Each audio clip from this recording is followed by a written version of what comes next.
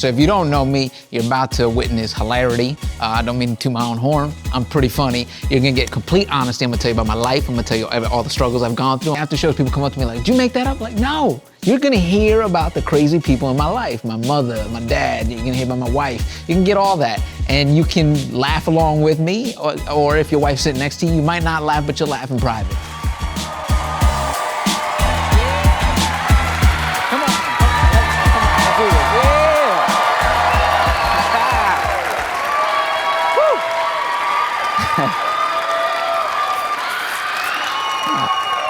All right, too much, easy.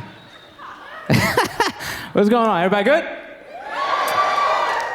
I am married, yay. Did you clap for that? She's like, oh, good for you. I think the problem with marriage for men is that there's no good advice for men. You ever realize that, fellas? Like when you're single, you ever ask an old guy, hey, I'm thinking about doing it. What's he always say? Don't do it. You're like, hold up, that's not good. Why would you say that?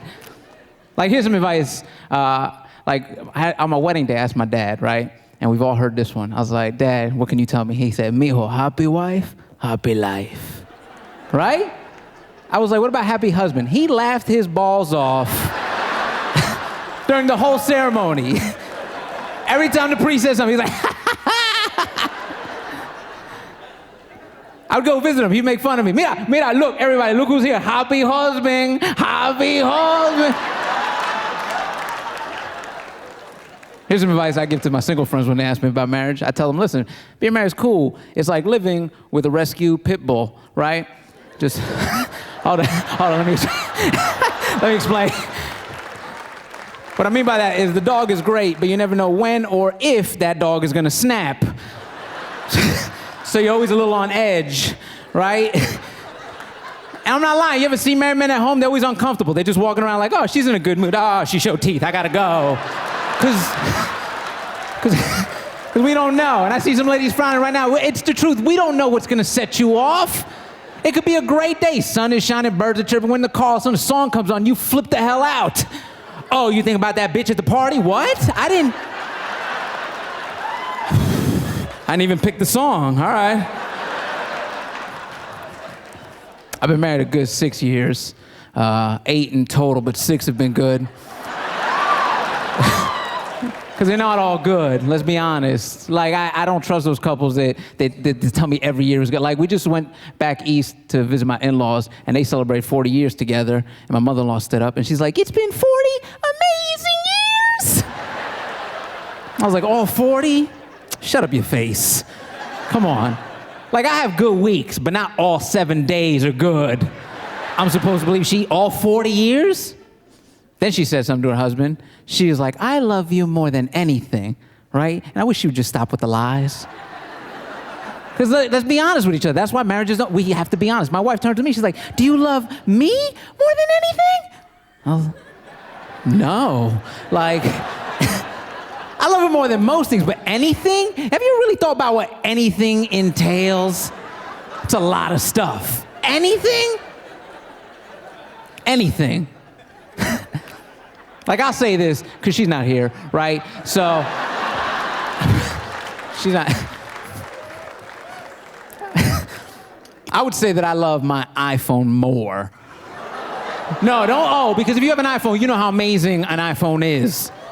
Have you ever left your house and 20 minutes in your day realize you forgot your iPhone? Your life's a mess. You panic, your world is over. First of all, you can't get anywhere because you don't have Google Maps, you don't know shortcuts. You can't eat anywhere, you don't have Yelp, you could die of food poisoning. You can't call anyone, it's 2018. Who memorizes phone numbers in 2018, right?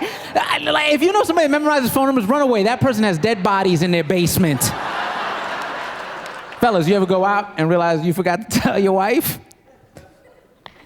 You panic, but not like you left your iPhone. Because right away you tell your friends, like, oh shit, I'm gonna be in trouble. Let's have shots, let's do shots. I'm gonna be in trouble, let's make it worth it. And just... Also, fellas, get ready to argue. I think that's how married people communicate. Because when you're dating, when you're single, it's fun. It's like, I don't like that, I don't like that. She goes to her place, you go to your place, an hour later, I miss you. When you're married, there's nowhere to go. You just sit there and stare at each other's dumb faces. The last big argument we got into was a couple weeks ago. It was fall, it was September, baseball season. I love baseball. Buddy of mine calls me. He says, hey man, have an extra ticket to the game, 3 rows behind home plate. Do you want to go? Yeah, no, sir, that's not the answer, no. If you're a married man, the correct answer is, hold on, let me check in with the ward and I'll call you back in 2 minutes. I can't just say yes. So I called my wife. I said, babe, my buddy has an extra ticket to the game, 3 rows behind home plate. Can I go? This is what she tells me on the phone. If you want to go, go. Look at how uncomfortable all the men are right now. You're all staring at me like, don't fall for that one. What's worse is the women are giggling because you've used that on your man. You're evil. I didn't take that answer. I drove home. I get to the house. She's like, what happened? I was like, right here, lock eyes. Extra ticket, 3 rows behind home plate. Can I go? Without blinking, she's like, if you want to go.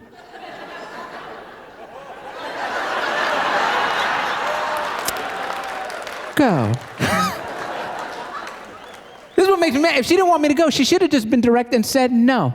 Or if she's going to talk in these goofy little riddles, at least give me the consequences. Right? If you want to go, go. But when you get home, there's going to be a fight. And I would have done what most men do. I would have waited out. Is this worth a fight? Damn right it was. I went to the game, yeah. Yeah. I've been sleeping on the couch since. Which, by the way, ladies, I don't know why you think that's a punishment.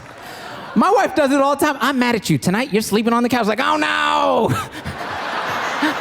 I get to watch this movie without you talking the whole time. No.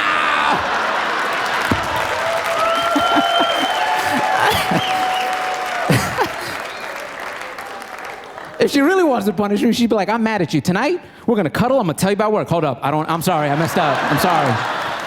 I don't care about finance. I hope we make it. Another reason I hope we make it is my mom doesn't like her. I know, listen, fellas, your mom has to like who you end up with. My mom does not. And I'll tell you what, we'll start over. My wife is white, got one, right? Yeah. Yeah. Hashtag take that, Trump. No, that's not why, but it feels good. I'll tell you this, bringing home a white woman to a Latino dad is amazing. Oh, it's better than bringing home a Harvard degree. Oh, yeah. As soon as my dad saw her, he got excited, he got emotional. She walked in the door, he's like, oh my goodness! We made it! We did it! He started calling his friends, describing it like she was a brand new car. Mira, you have to come over and see this one. Yeah, brand new, fully loaded, white, it's nice. It's nice.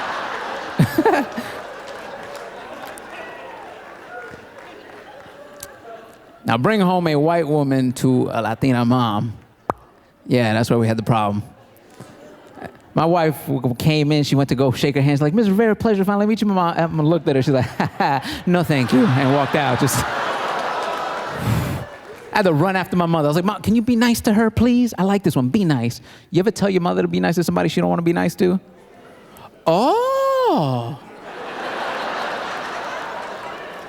Be nice. Okay, I be nice.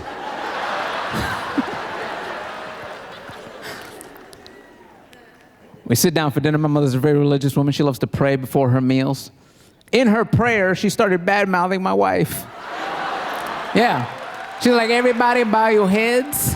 Thank you, God, for this meal we're about to have. Please help my son get out of the clutches of this Diabla Blanca.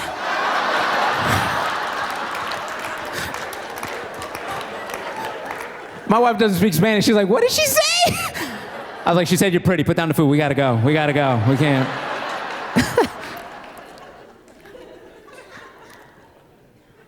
And even now, like, we've been married a while, they still don't get along, because now my mother thinks she might have voted for Trump, right? Not even based on any facts, just because she's white. And And she's been trying to trick her into saying it. Like, we'll go visit her. She's like, oh, mija, you thirsty? You want some water? Maybe some Trump? Like, that's how she thinks. That's how she thinks she's gonna sneak it out of her. Oh, you hungry? Do you want some rice and Trump?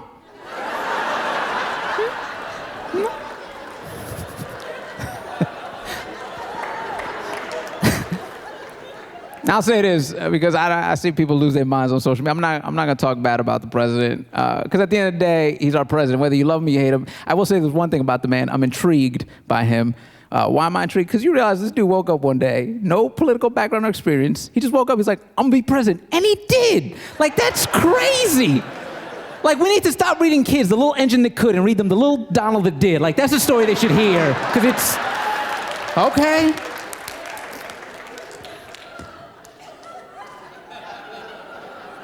Now, I will give him credit for one thing. And he got my mother to vote for the first time ever. She's never voted before. She always thought it was a setup. They were gonna take her information, try to send her back. Like, that's what she thought. My mother's a citizen, but still didn't trust. No, mijo, that's how they do it. She's always been skeptical. Like, this is how skeptical my mom is. I remember as a little kid, we'd go to the mall, and you know those little kiosks, like, sign up here, win a free car. I'd be like, Mom, look, no, that's how they do it. They send you back. In a Camry? What's wrong with you? But during his campaign, she heard a speech, and she's like, I have to stop him. I am voting, right? She thought she was a Terminator sent back to stop this dude. So I go pick her up so she could vote. She comes out dressed in a pantsuit like she was running for office. She had a pin on. It wasn't even political. It was a cat. I was like, all right, let's go. Sure. We get down to the polling place. My mother's still skeptical, thinks it might be a setup. She walked in saying the Pledge of Allegiance to prove she was a citizen. She was like, I pledge allegiance to the flag of the United States. By the way, if you're not a citizen, don't do that. It proves nothing. I don't want to see you on the news. Freeze! I pledge allegiance to the flag of the United States. She went into the booth. And you got the little curtain so you get your little privacy. She left it open. And she made me hold her hand. Mijo, don't let them take me back, please. Let's go. That night, I'm at home. I'm watching the results as they're coming in. He's winning. The map is red. It looked like the Verizon coverage map. He is. My mother calls me excited. I was very confused. She calls me. She's like, Mijo, look, we're doing it. We're winning. And I was like, wait, why do you think Hillary is red? She's like, oh, because blue is for boy. I was like, pack your bag. They're going to send you back. I can't stop it. I can't. Thank you guys for being here tonight. I can't tell you how much this moment means for me. This is.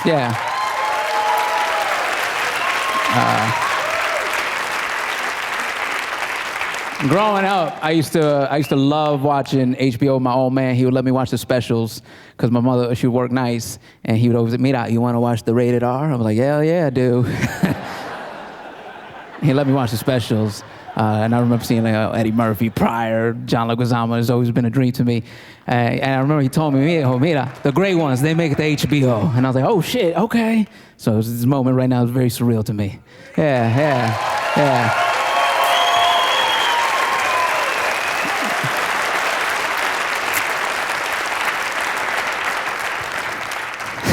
So that being said, my father passed away a little over a year ago.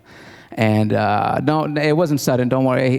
He passed away of Parkinson's. If you don't know what that is, it's Michael J. Fox has it, which that's how the older Latinos in my family who couldn't pronounce Parkinson's would describe it just by using Michael J. Fox movies. They'd be like, oh, mira, he's not doing so good. He has the Back to the Future 1 and 2. It's no...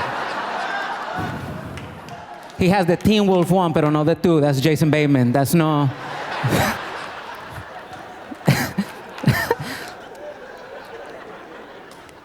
And my mother is scared that she doesn't know if it's genetic or not. So her solution to it is I got to stay away from stuff that shakes. Like that's her big. Mijo, don't drink the milkshakes because it's inside. You don't want that. She actually told me one time, Mijo, don't put your phone on vibrate and put it in your pocket because then you ask. What? I'm happy I got to make some cool moments with him. Like he got to be a grandfather before he passed away. Me and my wife, we made kids, yay. But it was a beautiful thing because he got to hold my firstborn. It was beautiful. He's, oh wow, look at that. He's beautiful. You have to hit them right away. I was like, no, give me what's wrong with you?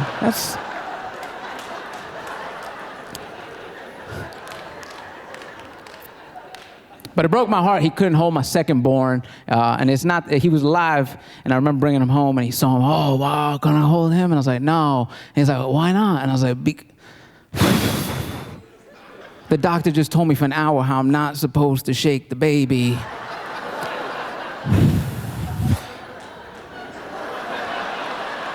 Oh, this is awkward.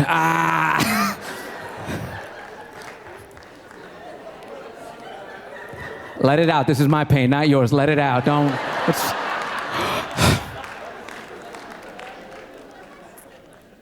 Our last Father's Day was a special one to me because I got to spend it with him before he passed. And it was hard as he got sicker to try to get him Father's Day gifts because traditional Father's Day gifts are like a tie, but he can't do a tie. Button-down shirt, he couldn't do the buttons. Power tools, that's just irresponsible, right? So, yeah, I didn't want to go to the store. Like, what are all these holes? Mira, I tried to hang up the picture. Give me the hammer. Give me the hammer. Give me the hammer.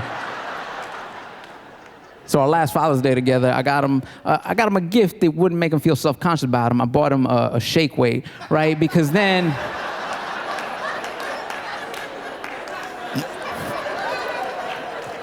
was that too much? Would you have felt better if culturally I said maracas? Because then,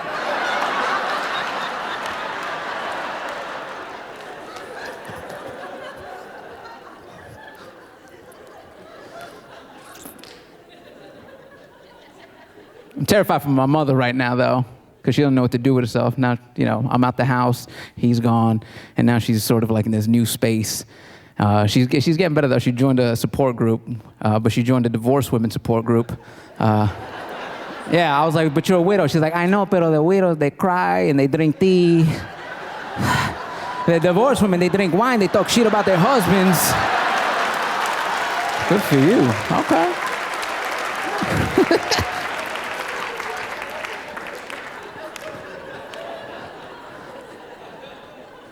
And she's excited to be a woman in these times, man, all these movements and all these hashtags, but she doesn't know how to use any of them.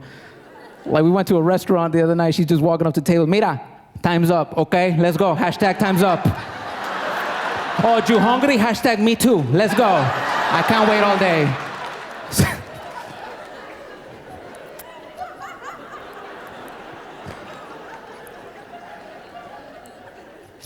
But I'm terrified for her because, like, my mom's in her mid-50s, so she's not old, right? She's like mid-50 Latina is like white woman 40s. Like, you still look amazing. Just look at Jay Leno and Salma Hayek. They look, wow. And there's the old guys from the neighborhood are starting to come around. They're trying to sniff around. And I'm terrified because my mother hasn't dated since 1970s. Like, dating then is a lot different than dating now. And this is what happened. So I go to the house, right? And my mother's got the table set. Table for two, she's cooking. And I was like, hey, you making eggplant parm? That's weird because you're Guatemalan. And she was like, she goes, I know, pero Carlos from the church, he loves eggplant. I was like, how do you know this? He texts me a picture of an eggplant. Now, mommy, now!